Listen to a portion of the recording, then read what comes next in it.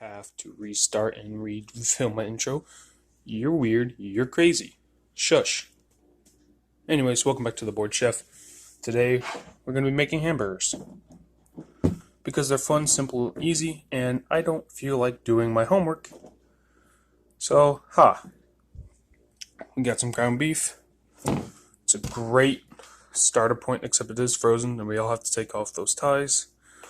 But we're going to be unfreezing it in a microwave.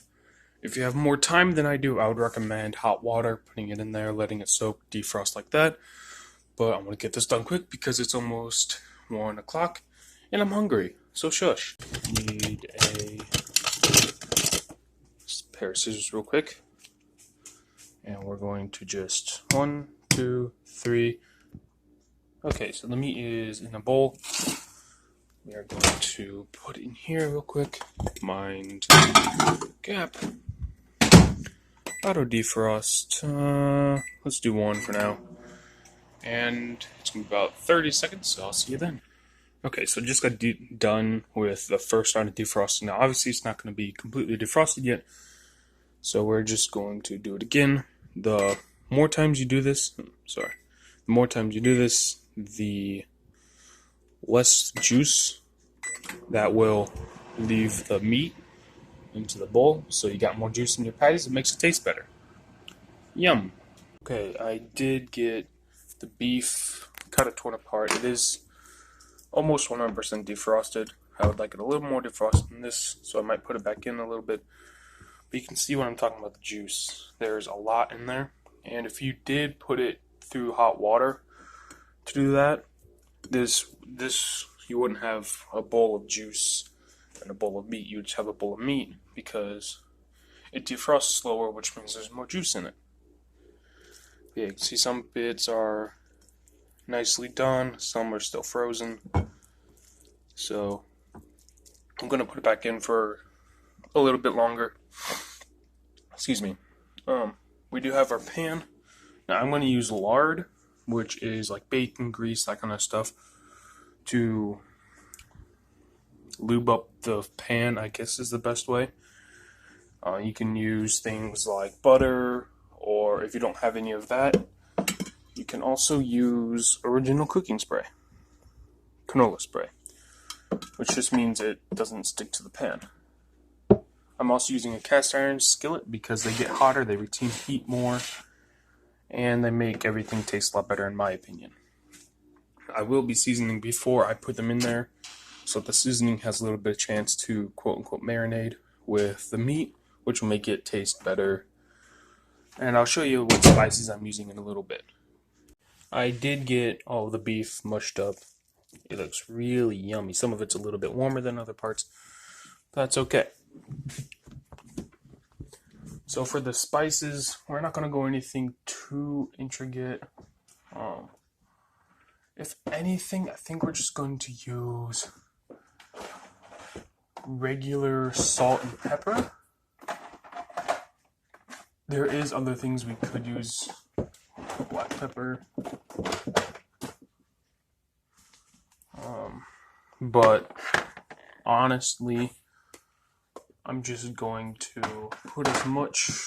I'm just going to use salt and pepper, which is amazing because just that can get a lot of flavor into it. I'll be right back. I gotta go get the salt and pepper. Okay, so I got the salt and pepper. I would recommend using freshly ground pepper if you can find it, but it doesn't really affect the taste too much. Make sure it's in there. I don't, since it is only a pound, don't use too much of it, otherwise it's going to get bad. It's going to taste over salty, it's going to taste worse, I guess. You guys like ASMR? I hope you do. Yummy. Okay, so now comes the best part. We get to shape it into molds. I'm going to bring out a plate for that, just so I can do this off camera, and I'll show you what they look like. There's a little bit left over in the bowl, but we don't talk about that. I am going to season them just a little tiny bit more. That one I over seasoned for salt. I hope that doesn't affect it. It probably won't. It'll be fine. It'll buff. But now we go to the important part. Getting this pan hot enough to cook the burgers all the way through. So we're going to put it actually on 4. We're going to let it heat up a little bit. And then it's going to take a little bit of time, so I'll get back to you. But we're going to use some lard. We're going to grease the ends, the inside, all of it. And we'll make some burgers. Now, there are 3 people here. Me and my 2 brothers, so that would be perfect.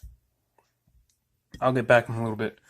I'm going to wait for this to heat up, and then I'm going to grease it, and then I'll show you the rest of the steps. It isn't that hard, I promise. I'm doing it, so you know it's not that difficult.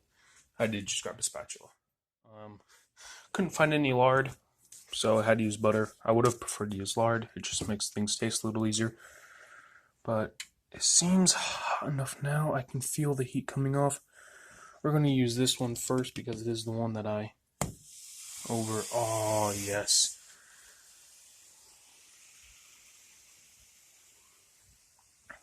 And it's just simply waiting and cooking. I mean, you want to give them about... Well, when you flip them over, you want to see that the bottom side is not burnt, really. These might actually be a little thick. I'm going to smash them down a little bit like that. But yeah, you want them to be around that thickness. And just give them a few minutes. Let them cook, something like that. It's going to be pretty easy. If you want, you can score it, which I'm probably going to do. This lets the heat in a little more,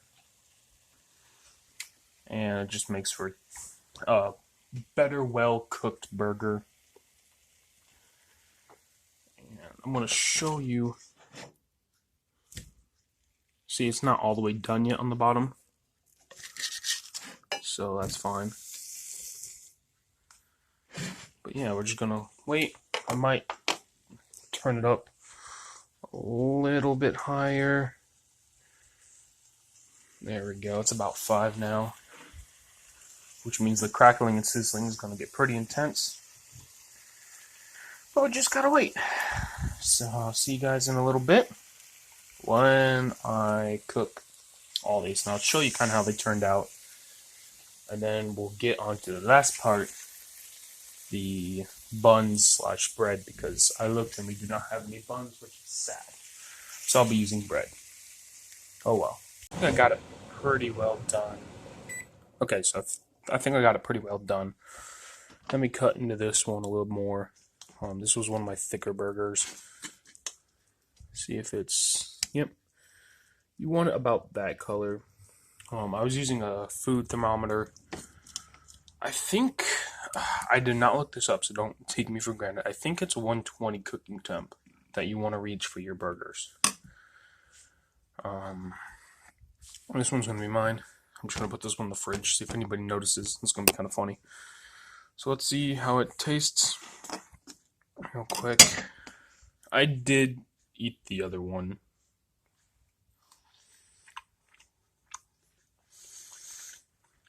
It tastes like a hamburger. A little salty, but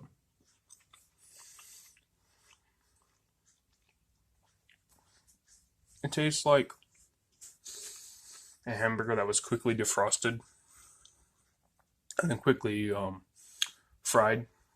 Or not fried, cooked.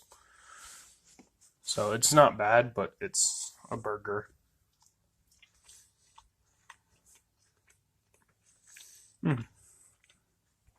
That's for lunch. It only took me roughly 45 minutes. Woohoo! Okay. I did make some toast. So that's that.